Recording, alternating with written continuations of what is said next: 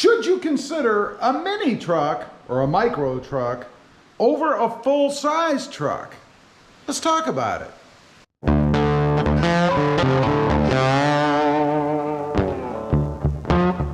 Well, good afternoon, everybody, and welcome back to Robmotive FST. So the big question is, should you consider a mini truck over a full-size truck? And are there any advantages to buying a mini truck?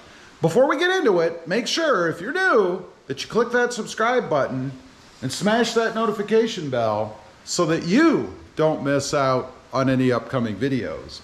So what am I talking about? Should you consider a mini truck over a full size?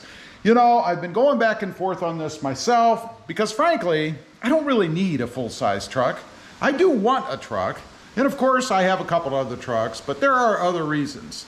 So I've been thinking maybe I should jump into the mid-sized truck market. It's a newly, or I should say mini-sized truck market. You know, it's a newly forming market, I think. There are a few entries out there. We have the Maverick, we have the Santa Cruz, we have the electrics coming. There are a few entries so far, and I think there are going to be more to follow. We're going to have a Dodge Dakota coming back. Not quite sure on what size that truck's going to be yet, but it could be in the form of a mini truck. I've even heard some whisperings of a smaller Tacoma coming. Wouldn't that be something? So anyway, what are the advantages? Now, before I get into that, let me say that if you need a full-size truck, like you're towing something or hauling big stuff or whatever, well then obviously you're not going to be in the mini-size market. Number one, pricing. Well, obviously the price of a pretty well-optioned mini-size truck is going to be lower by as much as 20, 30, maybe 40 grand, depending on what it is that you might be looking to buy.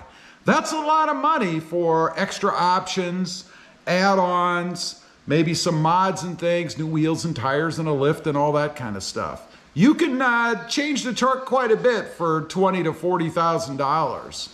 Number two, the size. I mean, it is a mini truck, right? So obviously it's going to be smaller. And I think a lot of things, or a lot of times, people don't consider how big a full-size truck really is. You know, I see a lot of trucks around here parked outside. People have garages, but their brand new shiny truck is parked outside. And there's a reason for that. Because it doesn't fit in the garage. I almost made that mistake once myself. Fortunately, I happened to think, gee, let's take this thing home and see if it fit in the garage. It was a Tundra. It was an older Tundra. So I did. I took it home, I put it in the garage, and it stuck out about a foot outside of my garage. There was no way it was going to fit. And that was about this far from the front of the garage. So man, I was happy that I did that because I lived in a winter climate, a cold climate, you know, for winter time. And I didn't want to have to go out and scrape windows and push snow off and all that stuff when I have a garage. The other thing is, they're easier to get around in. You know, if you live in a congested area, or if you do a lot of city driving, or even the grocery store parking lots, they're just a lot easier to maneuver around, to back up out of those spaces, pull in if you want to. Although I don't know why anybody would ever pull in next to anybody else, because you know that's just asking for door dings and problems. But if you do, it can be a real pain to fit full-size trucks. You ever tried to take one at a parking garage? I often wonder, with a lift, if you can even clear the ceiling. It can be a real drag. Number three, fuel economy. You know, this is the elephant in the room, the thing that nobody wants to talk about, but everybody talks about it. Obviously, bigger size trucks cost more to operate when it comes to fuel.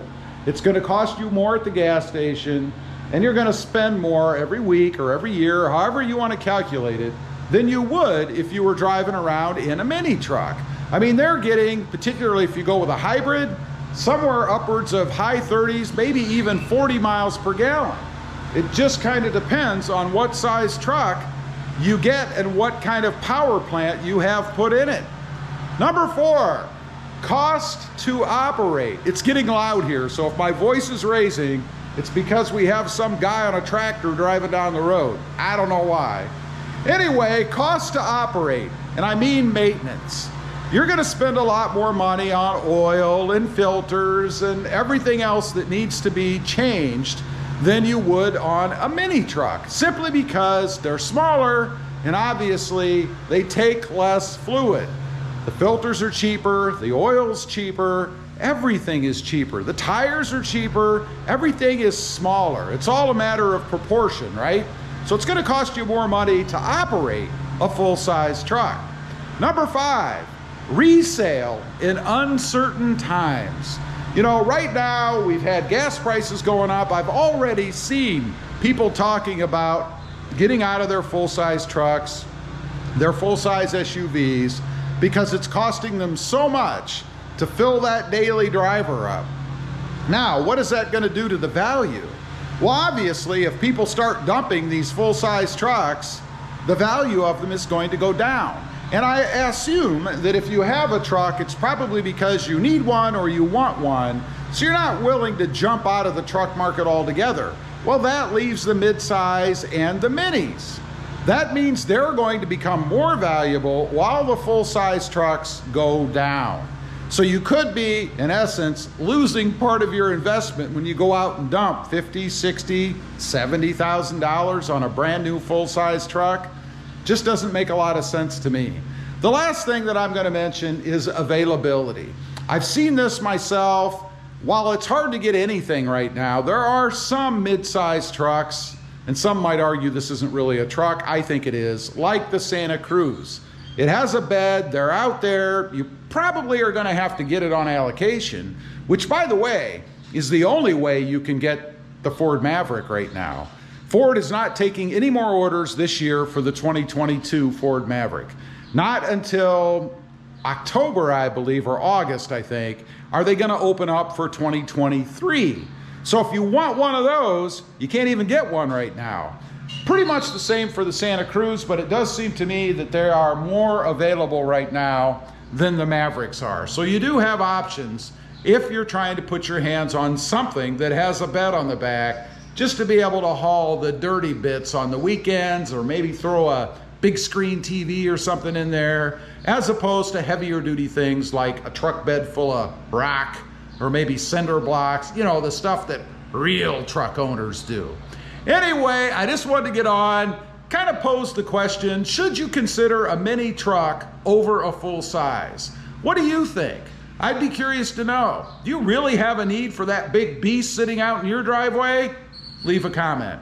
Also, if you did in the beginning, make sure you smash that subscribe button and click that notification bell so that you don't miss out on any upcoming videos. I do have 2 additional channels. Rob Motive, all about Toyota Tacomas, and Rob Motive JT, all about the Jeep Gladiator, with a little bit of Wrangler sprinkled in. Check them out, and if you're interested, why not subscribe? Thanks for watching. Stay safe out there. Bye.